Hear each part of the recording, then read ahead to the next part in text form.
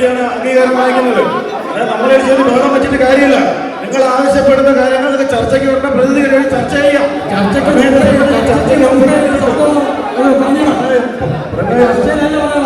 സംഭവം പറഞ്ഞിരിക്കണം. ചർച്ചയ്ക്ക് മുമ്പേ പറഞ്ഞിരിക്കണം. ഈ പ്രമേയത്തിൽ പറഞ്ഞിട്ടില്ല.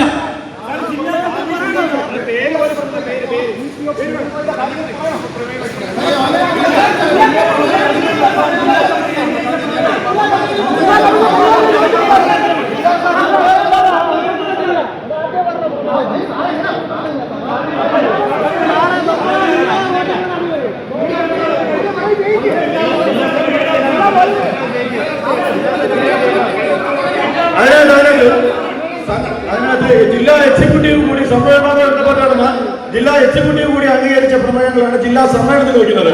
സംഘടനയുടെ നിയമങ്ങൾ പ്രകാരം ജില്ലാ എക്സിക്യൂട്ടീവിനാണ് തീരുമാനം എടുക്കേണ്ട അധികാരം. അത് അറിഞ്ഞുകൊണ്ട് സംസാരത്തിന്റെ കാര്യമില്ല. സംഘടനാ നിയമം എന്ന് പറഞ്ഞാൽ എക്സിക്യൂട്ടീവിനാണ് ഡിസിഷൻ മേക്കിംഗ് കമ്മിറ്റി, അല്ല ജില്ലാ കമ്മിറ്റി. നിങ്ങളുടെ ചർച്ചയാണ്, നിങ്ങളുടെ കാര്യങ്ങൾ ജില്ലാ കമ്മിറ്റി ചർച്ചയാണ്. ആ ചർച്ചയ്ക്ക് മറുപടി കൃത്യമായി നൽകും. അതിനെ സംബന്ധിച്ച് ഒരാൾക്കും ദോഷകരമായിട്ടുള്ളതൊന്നും പ്രമേയത്തിലില്ല. നിങ്ങൾ ആവശ്യപ്പെടുന്നതെല്ലാം പ്രമേയമായി അംഗീകരിക്കാൻ കഴിയില്ല. പോലീസ് സംഘടനയുടെ നിയമാവലി പ്രകാരം ഭരണഘടനാ പരിപാടി വായിച്ചു നോക്കണം.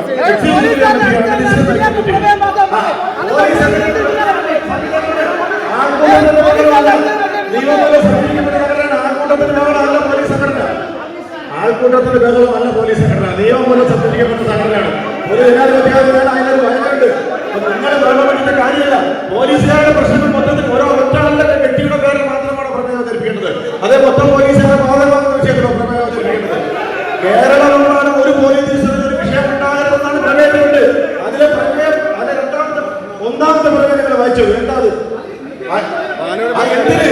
എത്ര പോലീസ് സ്റ്റേഷനുണ്ട്? എത്ര പോലീസ് സ്റ്റേഷൻ എത്രയും പേര് ആക്രമണം നേരിട്ട നിരവധി പോലീസ് ഉദ്യോഗസ്ഥരുണ്ട്. ഒരാളുടെയും പേരെടുത്ത് പറയുന്നില്ല. അതൊക്കെ ഒരാളുടെയും പേരെടുത്ത് പറയാൻ പറ്റില്ല. നമ്മുടെ മുഴുവൻ പോലീസുകാരെ റെപ്രസെന്റ് ചെയ്യാൻ പോലീസ് സംഘടന മുഴുവൻ ഒരു പോലീസുകാരനെ ഇത്തരത്തിൽ സംഭവിക്കരുത് എന്ന് തന്നെയാണ് പറയുന്നത്. ഒരു പോലീസുകാരനും അല്ലാതെ ഒരു പോലീസുകാരുടെ പേര് പറഞ്ഞ് മാത്രം നിങ്ങൾ പേര് പറയേണ്ട കാര്യമില്ല. അപ്പൊ അതിനു മുമ്പ് കാഴ്ച ശക്തിമായ വിഷയവും അതെന്താ പേര് പറഞ്ഞത്? പോലീസുകാരനല്ലേ? നിങ്ങൾ ആ പേര് ആ ഉദ്യോഗസ്ഥന്റെ പേരെന്താ? അപ്പൊ മിതമായ വിഷയങ്ങൾ പറഞ്ഞ് നിങ്ങൾ സമ്മേളനത്തിന് ചുമ്മാ പുറകോട്ട് കാര്യമില്ല. സമ്മേളനത്തിൽ വേറെ കാണിച്ചിട്ട് കാര്യം പറയുന്നത് മനസ്സിലാക്കാൻ ശ്രമിക്കും.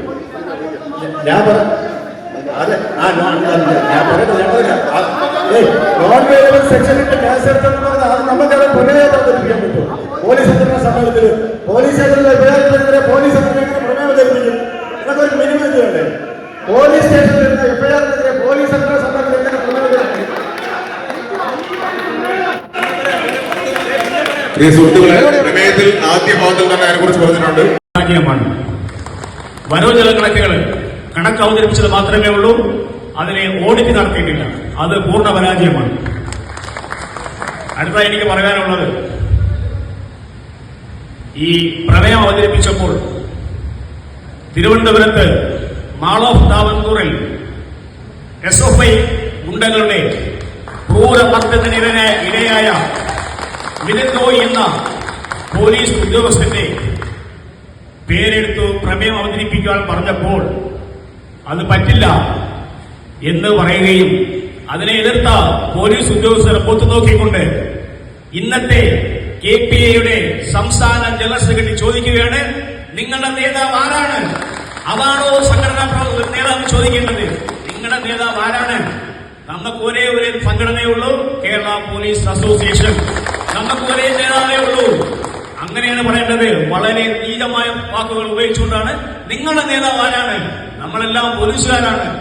പോലീസുകാർക്ക് ഒരു സംഘടനയുണ്ട്, സംഘടനാ സ്വാതന്ത്ര്യമുണ്ട്, എല്ലാം ഉണ്ട്.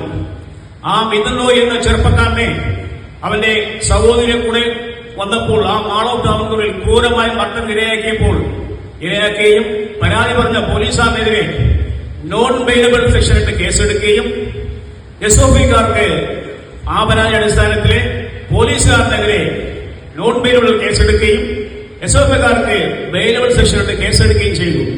ഇത് ഈ സംഭവത്തിൽ ഈ സംഘടന എന്ത് നിലപാടെടുത്തു എന്ന് നമ്മൾ ഓരോ പോലീസുകാരും ചോദിക്കേണ്ട അത്യാവശ്യ കാര്യമാണ്. ഇവിടെ നിൽക്കുന്ന എനിക്കും താഴെ ഇരിക്കുന്ന നിങ്ങൾക്കും ഈ വേദിയിരിക്കുന്ന എല്ലാവർക്കും നാളെ സംഭവിക്കാം. അതെല്ലാവരും കൃത്യമായിട്ട് ഓർക്കേണ്ടതാണ്. അടുത്തതായി പറയേണ്ടത്, നിങ്ങൾ 10 വർഷം കൊണ്ട് ഇവിടെ വളരെ മെച്ചമായ ക്ഷേമപ്രവർത്തനം നടത്തിയെന്നാണ്.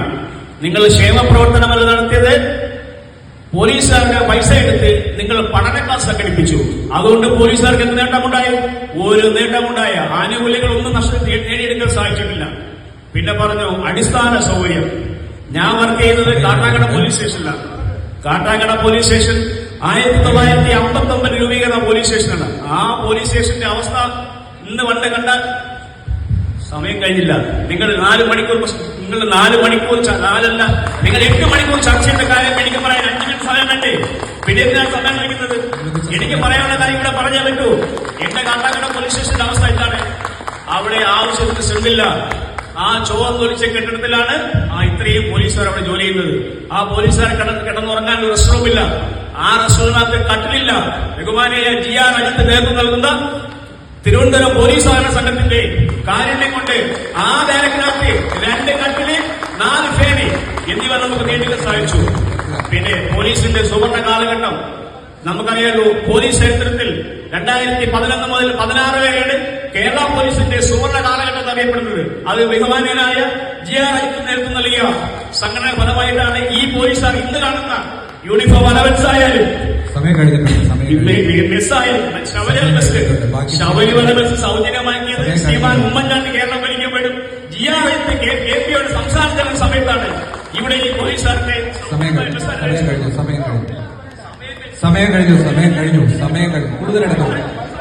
എല്ലാ സമയം കഴിഞ്ഞു.